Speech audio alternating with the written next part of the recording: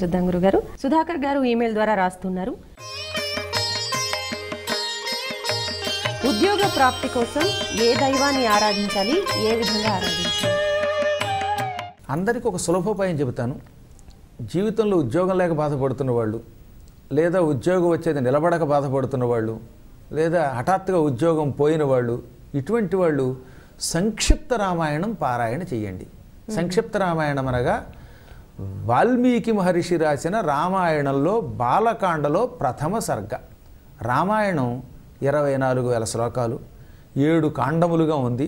అందులో మొదటి కాండకి బాలకాండ అని పేరు. బాలకాండలో మొదటి సర్గ ఉన్నదే తపస్వాధ్యాయ నిరతం తపస్వీ వాగ్విదాంవరం నారదం పరిపప్రచ్ఛ వాల్మీకిర్ మునిపుంగవం అని ప్రారంభమవుతుంది శ్లోకం. 100 శ్లోకాలు ఉంటాయి అందులో. ఈ 40 రోజులు ఉదయం పూటే చెయ్యాలి. ఎందుకని? కోరికతో చేస్తున్నాం కనుక, ఉద్యోగం రావాలనే కోరికతో చేస్తున్నాం కనుక ఉదయం పూట చెయ్యాలి. రాముడి పటమో లేక సీతారామ లక్ష్మణులు ఉన్న విగ్రహాలు ఏదో ఒకటి పెట్టుకోండి. ఏమీ లేకపోతే మనస్సులో సీతారామ లక్ష్మణుల్ని భావించి ఊహించి ఈ పారాయణ చేయండి. పారాయణ చేశాక కుదిరితే తీపి నైవేద్యం పెట్టండి. ఆ నివేదన మీరు చుట్టుపక్కల వాళ్ళు ప్రసాదంగా తీసుకోండి. మగవాళ్ళు అయితే 40 రోజులు ఏకధాటిగా ఆపకుండా పారాయణ చేయాలి. మధ్యలో ఆపితే ఇది అంతగా పట్టివ్వదు.